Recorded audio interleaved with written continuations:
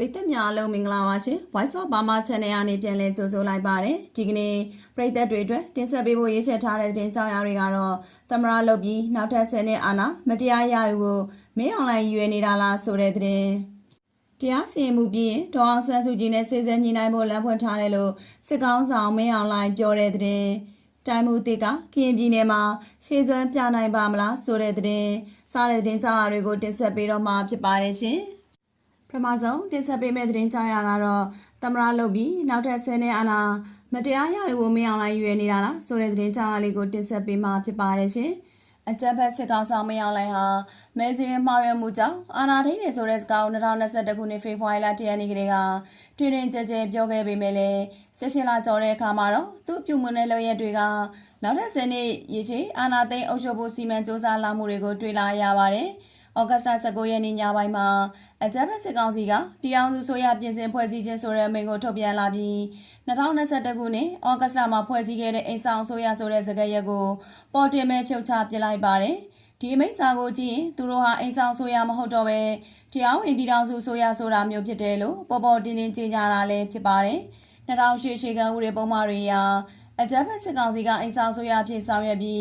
းရွေးကောက်ပွဲကျင်းပကနိုင်တဲ့သူကိုအာဏာလွှဲပေးမယ်လို့အတိတ်ပဲမဲ့စကားတွေမအောင်လိုက်ပြောနေပေမဲ့လည်းတခြားတစ်ဖက်မှာသူ့အနေနဲ့အရှိကန်ဥပဒေအရသမရတက်တန်း2ကြိမ်စုစုပေါင်း10နှစ်လုပ်လို့ရတယ်ဆိုတဲ့ထုတ်ပြန်ချက်မျိုးတွေကိုလည်းဩဂတ်စ်လ19ရက်နေ့မှာပဲထုတ်ပြန်လာတာပဲဖြစ်ပါတယ်အကြမ်းဖက်ဖက်စစ်ကောင်ဆောင်မအောင်လိုင်းကဥပဒေကြောင်းအရမြန်မာနိုင်ငံသမရဖြစ်2ကြိမ်ဆက်တိုင်း10နှစ်ကာလဖြစ်တာဝန်ယူဆောင်ရွက်နိုင်တယ်လို့ကုလသမဂ္ဂအတွင်းမှုချုပ်ရဲ့အထူးကိုယ်စားလှယ်ကိုပြောဆိုကြောင်းအကြမ်းဖက်စစ်တပ်ကဩဂတ်စ်လ19ရက်နေ့မှာသတင်းထုတ်ပြန်ခဲ့ပါတယ်။အကြမ်းဖက်မင်းအောင်လိုင်းကလက်ရှိသူ့အနေနဲ့နိုင်ငံကိုမြေကဲ့သို့တိုးတက်ကောင်းမွန်အောင်ဆောင်ရွက်မယ်ဆိုတဲ့စိတ်ဖြင့်ဆောင်ရွက်လျက်ရှိပါကြောင်းသူတာဝန်ယူဆောင်ရွက်တဲ့ကာလကန့်သက်ရှိကြောင်းရေရှည်ဖွံ့ဖြိုးတိုးတက်ပြီးရှမ်းသာကြွယ်ဝတဲ့နိုင်ငံဖြစ်လာရင်လာမယ့်ကာလမှာအထွေထွေရေကောက်ဝဲကျင်းပပြုလုပ်၍တာဝန်ထမ်းဆောင်မယ်ဆိုရဖွဲ့ကသာဆောင်ရွက်ရမှာဖြစ်ကြောင်းဥပဒေကြောင်းအရမြန်မာနိုင်ငံတော်သမ္မတဖြစ်2ကြိမ်ဇက်တိုက်10နှစ်တာကာလဖြစ်တာဝန်ယူဆောင်ရွက်နိုင်ကြောင်းအဆိုပါကိစ္စများဟာ10နှစ်တာကာလအတွင်းထွေထွေရေကောက်ပွဲအနိုင်ရရှိမည့်သမ္မတကသာအကောင့်ထဲဖော်ဆောင်ရရမယ်လို့ထုတ်ပြန်လာပါတယ်။အကြမ်းဖက်စစ်တပ်ရဲ့ထုတ်ပြန်ချက်မှာမင်းအောင်လှိုင်ကသမ္မတလုံးမဲ့သဘောပုံစံသို့မဟုတ်ရွေးကောက်ခံသမ္မတရဲ့ဥပဒေအရတက်တန်းကာလကိုရှင်းပြတဲ့ပုံစံဆိုတာကိုရှင်းရှင်းလင်းလင်းမဖော်ပြပဲလုံထွေးရေးသားတဲ့အပြင်2008ရှေ့ကဥပဒေအရသမ္မတရာထူးဟာအရွေးချယ်ခံအနိုင်ရမှသာလျှင်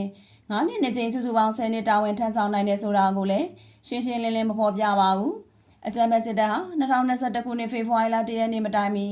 သတင်းစာရှင်းလင်းပွဲလုပ်ပြီးစစ်တပ်အနေနဲ့အာဏာမသိမ်းဘူးလို့မှတ်ယူလို့မရဘူးဆိုတဲ့ဒိဗယ်မျိုးစုံထွက်လာတဲ့စကားတွေကိုပြောပြီးအာဏာကိုသိမ်းယူဖို့ကြိုးစားခဲ့တာလည်းဖြစ်ပါတယ်။အခုတခါမှလည်းအဓိပ္ပာယ်မျိုးစုံထွက်တဲ့ရေရှည်အာဏာယူဖို့သဘောတက်ရောက်တဲ့ထုတ်ပြန်ချက်တွေကိုလည်းထုတ်ပြန်လာတာပဲဖြစ်ပါတယ်။ဒါအပြင်ဒေါအောင်ဆန်းစုကြည်နဲ့ပတ်သက်လို့လည်းရေရှည်ဖန်ဆီးချုပ်နှောင်ထားမဲ့သဘောတွေကိုမင်းအောင်လှိုင်ကပြောလာပါတယ်။ကုလသမဂ္ဂအထူးကိုယ်စားလှယ်ကဒေါအောင်ဆန်းစုကြည်နဲ့တွေ့ဆုံဆွေးနွေးတောင်းဆိုမှုပေါ်မင်းအောင်လှိုင်ကဒေါအောင်ဆန်းစုကြည်အပေါ်ခုထပ်ပုံမှုရေးယူဆောင်ရွက်မှုတွေပြုလုပ်နိုင်ပေမဲ့လည်းတက်ညာတဲ့အားဖြင့်မပြုလုပ်ခဲ့တာဖြစ်ကြောင်းတရားစီရင်မှုများပြီးဆုံးပြီးနောက်၎င်းတို့ရဲ့လှုပ်ဆောင်ချက်အပေါ်ဒေါအောင်ဆန်းစုကြည်ရဲ့တုံ့ပြန်လာမှုများကိုမူတည်၍ဒေါအောင်ဆန်းစုကြည်ပေါ်စဉ်းစားဆောင်ရွက်သွားမယ်လို့ပြောဆိုပါတယ်။မင်းအောင်လှိုင်အနေနဲ့ခဏတာဝန်ယူတာဆိုရင်ဒီစကားကိုပြောစရာအကြောင်းမရှိပါဘူး။စစ်တပ်ကကျင်းပမယ်ဆိုတဲ့ရေကောက်ပွဲအရာဖြစ်ပေါ်လာမဲ့သမရနဲ့ဆိုရကသာဒေါအောင်ဆန်းစုကြည်နဲ့ပတ်သက်လို့ဆုံးဖြတ်ရမှာဖြစ်ပြီးခဏတာဝန်ယူရဲဆိုတဲ့မင်းအောင်လှိုင်အနေနဲ့ရေရှည်နေအတွက်အဖြစ်ပေးစရာမလိုလားပါဘူး။မင်းအောင်လှိုင်အနေနဲ့ရေရှည်နေဆုံး10နှစ်အုပ်ချုပ်ဖို့ကြံစည်ကြိုးပမ်းနေတာကြောင့်သာဒေါအောင်ဆန်းစုကြည်နဲ့ပတ်သက်လို့ဒီလိုရေရှည်စီမံချက်စကားထုတ်ပြောလာတာပဲဖြစ်ပါတယ်။အကြမ်းဖက်စစ်ကောင်ဆောင်မင်းအောင်လှိုင်ဟာသူအာဏာရရှိအတွက်လူရွေးကောက်ခံဆိုရစီကအာဏာသိမ်းယူပြီ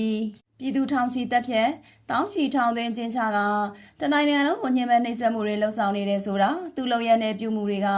ချိန်ကြာလာတဲ့နဲ့များထင်ရှားပေါ်လွင်လာတာလည်းဖြစ်ပါတယ်။သူမလုံရတာမရှိဘူးလို့ပြောဆိုခဲ့တဲ့မင်းအောင်လှိုင်ကသူအာဏာအတွက်အာဆီယံကုလသမဂ္ဂနဲ့နိုင်ငံတကာကိုလည်းဂရုမစိုက်တဲ့အပြင်နောက်ထပ်မတရားဖန်ဆီးတပ်ဖြတ်ညှဉ်းပန်းနှိပ်စက်မှုတွေဆက်လက်လှုပ်ဆောင်မဲ့သဘောထားတွေကိုလည်းဆက်လက်ပြသနေတာပဲဖြစ်ပါတယ်ရှင်။ဆက်လက်ပြီးတင်ဆက်ပေးမယ့်သတင်း600ကတော့တရားစီရင်မှုပြီးရင်ဒေါအောင်ဆန်းစုကြည်နဲ့စေစဲညီနိုင်ဖို့လမ်းဖွင့်ထားတယ်လို့စစ်ကောင်ဆောင်မင်းအောင်လှိုင်ပြောတဲ့သတင်းကြောင်းအလေးကိုတင်ဆက်ပေးမှာဖြစ်ပါတယ်ရှင်။စစ်ကောင်စီတရားရုံးမှာတရားစီရင်မှုကိစ္စတွေပြီးရင်အာဏာသိမ်းမှုကြောင့်ဖြစ်လာခဲ့တဲ့အကြက်တဲဆုံးသက်ရေးလူထုကောင်းဆောင်ဒေ ဒေါအောင်ဆန်းစုကြည်နဲ့စေစဲညှိနှိုင်းမှုတွေပြုလုပ်ဖို့လမ်းဖွင့်ထားတယ်လို့စစ်ကောင်ဆောင်မင်းအောင်လှိုင်က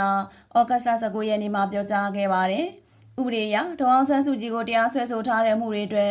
ဥပဒေပိုင်းဆိုင်ရာလုပ်ငန်းစဉ်တွေပြီးသူရဲ့တုံ့ပြန်မှုပေါ်မှာအခြေခံပြီးစိတ်ဆိုင်ညှိနှိုင်းမှုတွေပြုလုပ်ဖို့ကျွန်တော်တို့စဉ်းစားနေပါတယ်လို့မင်းအောင်လှိုင်ကထုတ်ပြန်ချက်တစ်ခုတွင်ပြောကြားခဲ့ပါတယ်။စစ်ဗိုလ်ချုပ်ကြီးတွေကပြီးခဲ့တဲ့နှစ်ဖေဖော်ဝါရီလတည်းရဲ့အာဏာသိမ်းမှုတစ်ခုတွင်အရက်သားဆိုရကိုဖြုတ်ချကမြန်မာနိုင်ငံရဲ့ဒီမိုကရေစီအုပ်ချုပ်ရေးကိုဆုံးသက်ခဲ့ချိန်ကတည်းကအသက်89နှစ်အရွယ်ဒေါအောင်ဆန်းစုကြည်ကိုထိန်းသိမ်းခဲ့တာပဲဖြစ်ပါတယ်။လူခွင့်ရေးအုပ်စုတွေကနိုင်ငံရင်ခံတဲ့ပုံမှားတွေလို့ပြောတဲ့ဆွဆွဲချက်တွေနဲ့ဒေါအောင်ဆန်းစုကြည်ကိုလက်ရှိချိန်ထိထောင်ဒဏ်18နှစ်ချမှတ်ခဲ့ပြီးဖြစ်ပါတယ်။စစ်ကောင်စီရဲ့တကားပိတ်တရားရုံးမှာတရားစွဲဆိုထားတဲ့ဆက်ချက်တွေတိုင်းသာပြစ်ဒဏ်ချမှတ်ပါကနိုဘယ်ငြိမ်းချမ်းရေးဆုရှင်ဒေါအောင်ဆန်းစုကြည်အနေနဲ့ဆယ်စုနှစ်ရှိကျင်းပခံရမှာပဲဖြစ်ပါတယ်။သတင်းတော်တွေကိုဒေါအောင်ဆန်းစုကြည်ရဲ့တရားစီရင်မှုတွေကိုသတင်းယူခဲ့ပေးပင်ထားသလိုရှင်းတွေကိုလည်းမီဒီယာတွေနဲ့တွေ့ဆုံခွင့်တားဆီးထားပြီးအမှုစစ်ဆေးမှုပဲချိန်မှပြည်စီမယ်ဆိုတာကိုလည်းစစ်ကောင်စီကအရေးမှုပင်ပြောကြားခဲ့ခြင်းမရှိပါဘူး။စစ်တပ်ကအာဏာသိမ်းပြီးတဲ့နောက်သဘောထားကွဲလဲသူတွေအပေါ်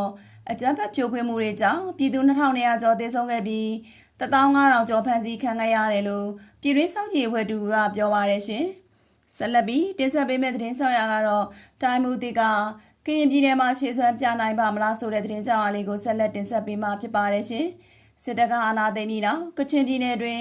KIA နဲ့တိုက်တော်တိုက်ပွဲများမှာအရေးနှိမ်ခဲ့တဲ့မြောက်ပိုင်းတိုင်းစစ်နာကြချုပ်တိုင်းမှုဗိုလ်ချုပ်မြတ်သက်ဦးအားကရင်ပြည်နယ်နဲ့မွန်ပြည်နယ်တို့မှာစစ်စင်ရေးတာဝန်ယူရသောအရှိတောင်တိုင်းစစ်တာနာချုပ်တိုင်းမှုအဖြစ်မကြသေးခင်ကပြောင်းလဲခန့်ခဲ့ပါတယ်။တမ89တမမှုဆောင်ရွက်ခဲ့တဲ့ဗိုလ်ချုပ်မြတ်သက်ဦးဟာစစ်တပ်ကအာဏာသိမ်းတဲ့2021ခုနှစ်ဖေဖော်ဝါရီလဆန်းမှစ၍ကချင်ပြည်နယ်ခြေဆိုင်မြောက်ပိုင်းတိုင်းစစ်တာနာချုပ်တိုင်းမှုဖြစ်လာခဲ့ခြင်းဖြစ်ပါတယ်။ဗိုလ်ချုပ်မြတ်သက်ဦးဟာစစ်တပ်ကတော်ပတ်စဉ်38တင်နန်းစင်ဖြစ်တဲ့အတွက်သူစစ်ဗိုလ်ဖြစ်တဲ့အချိန်မြန်မာပြည်မှာတိုင်းသားလက်နက်ကိုင်အများစုနဲ့နဝတဆိုရကြပြစ်ခတ်ရဲစဲလှုပ်ထားတဲ့ချိန်ဖြစ်တဲ့အတွက်တိုက်ပွဲကြီးကြီးမားမားမရှိခဲ့ပါဘူး။ဗိုလ်ချုပ်မြတ်သက်ဦးကကချင်ပြည်နယ်တိုင်းမှုဖြစ်လာခဲ့ပြီး KIA နဲ့စစ်ကောင်စီတပ်ဖွဲ့တို့ကြားဖြစ်ပွားသောတိုက်ပွဲများစုမှာလည်းစစ်ကောင်စီဘက်မှအကြဆုံးများခဲ့ပြီးစစ်ကောင်စီစခန်းများစွာလက်လွတ်ဆုံးရှုံးခဲ့ရပြီး KIA နေဖြင့် AR မြေနောက်ဘက်ခြမ်းဒေသကိုပါစိုးမိုးလာခဲ့နိုင်ပါတယ်။ထို့ကဲ့သို့ကချင်ပြည်နယ်မှာစစ်ချုံခဲ့တဲ့စစ်ကောင်စီတိုင်းမှုဟာ KNU, KNL နဲ့ပူးပေါင်းတပ်ဖွဲ့များအားတိုက်ခိုက်ရန်ကရင်ပြည်နယ်နဲ့မွန်ပြည်နယ်တို့အားစစ်စင်ရေးတာဝန်ယူရတဲ့အချစ်တောင်ပိုင်းစစ်တာနာချုပ်ရတခတိုင်းမှုတာဝန်ပေးလာသည်မှာစိတ်ဝင်စားစရာကောင်းလာတယ်လို့လေ့လာသူများဆိုပါတယ်။ကွန်ကရစ်တိုက်ခန်းကတော့လက်ရှိတိုင်းမှုကိုမကြိုက်တော့ဘူးထင်တယ်။ဒါကြောင့်ကြမ်းကြမ်းရရတိုင်းမဲ့တယောက်ကိုလဲတာမျိုးလည်းဖြစ်မှာပါ။တိုင်းမှုအစ်စ်ကအစားပိုင်းမှာတော့မဟာလာကြိုင်အောင်ကြမ်းပြမယ်ထင်တယ်လို့စီရေးလေ့လာသူတို့ကသုံးသပ်ပြောဆိုထားပါတယ်။သို့သောလက်တွေ့မြေပြင်မှာစစ်ကောင်စီတပ်ဖွဲ့ဝင်များစစ်ပန်းနေခြင်းအင်အားမရှိခြင်းရိတ်ခါမလုံလောက်ခြင်းတို့ကြောင့် KNU KNL ပူးပေါင်းအဖွဲ့များနဲ့တိုက်ခိုက်တဲ့အခါစစ်ကောင်စီဘက်ကအကြဆုံးများနေပါတယ်။ဒါကြောင့်လည်းစစ်ကောင်စီတပ်နေဖြင့်လေတပ်နဲ့လက်နက်ကြီးအင်အားများစွာအသုံးပြုပြီး KNL ပူးပေါင်းအဖွဲ့များတိုက်ခိုက်နေခြင်းဖြစ်ပါတယ်။အချို့သော KNL တပ်ဖွဲ့များနေဖြင့်စစ်ကောင်စီတပ်များတိုက်ခိုက်လို့စိတ်မရှိတဲ့အတွက်ကရင်ပြည်နယ်မှာစစ်စင်ရင်ဝင်နေတဲ့စစ်ကောင်စီတပ်များတသားရခဲ့ကြပါတယ်။သို့သောအမှန်ကန်တိုက်ခိုက်ကြတဲ့ KNL တပ်မှုကောင်းများ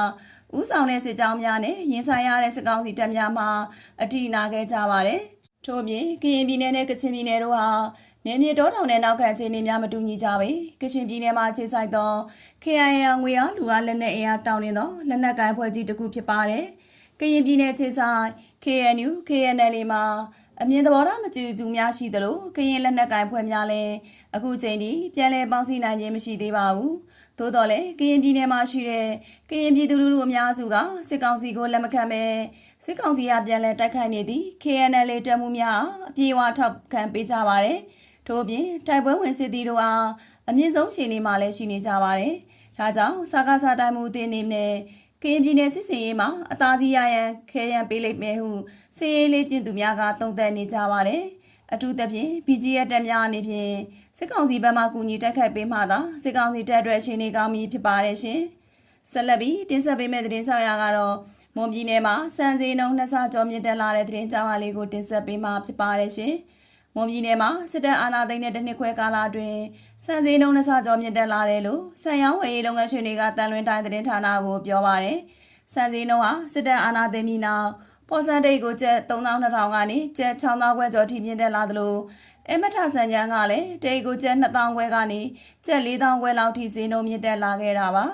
စစ်တပ်အာဏာသိမ်းပြီးနောက်စိုက်ပျိုးရေးသွင်းအားစုတွေဈေးနှုန်းကြီးမြင့်လာတာတည်ယူပို့ဆောင်ရေးဈေးနဲ့ထွေထွေကုန်ကျစရိတ်အဆမတန်မြင့်တက်နေတာတွေအတွက်ကြောင့်စံဈေးနှုန်းမှာမြင့်တက်လာတာပဲဖြစ်ပါတယ်လက်ရှိမှာတော့လက်ကျန်စပါးနေပါလာတဲ့အတွက်စပါးဈေးနှုန်းဆက်လက်မြင့်တက်လာပြီးနောက်စံဈေးနှုန်းလည်းလိုက်တက်လာတာဖြစ်တယ်လို့စံရောင်းဝယ်လုပ်ငန်းရှင်တို့ကပြောပါတယ်စပါးဈေးကမစင်းဘူးကမာဝက်ဆိုစပါးဈေး30ထိတယ်ကမာဝက်ကနေဒီဆက်အရောက်ဆိုရင်30ကျော်သွားတယ်30နဲ့6000လောက်ရှိတယ်ဒါပေမဲ့အခုဝယ်တဲ့ဈေးဆိုပြန်ရောင်းရမယ်ဆိုရင်တော့လေအများကြီးသွားတယ်ဒီလေသမားမှာကျတော့စပါးကတိတ်မရှိဘူးဒီရန်ကုန်သမားတို့တချို့တထေးတွေပဲဝယ်တာပါ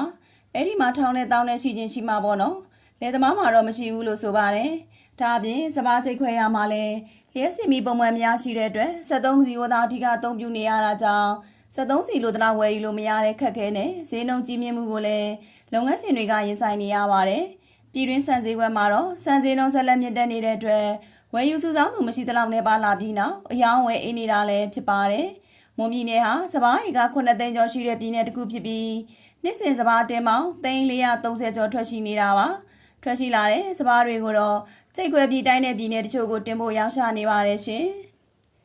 ဒီကနေ့သတင်းတင်ဆက်မှုကိုခေတ္တခဏရနာဝင်ပြပါရှင်နောက်ထပ်လည်းကျမတို့ channel ရသတင်းချားလေးတွေကိုဆက်လက်တင်ဆက်ပေးအောင်ပါမို့စောင့်မျှော်ကြည့်ရှုနာဆင်အားပေးကြပါအောင်ရှင်အားပေးကြတဲ့ပရိသတ်တယောက်ချင်းစီကိုလည်းကျေးဇူးထူးဝင်တင်ရှိပါတယ်ရှင်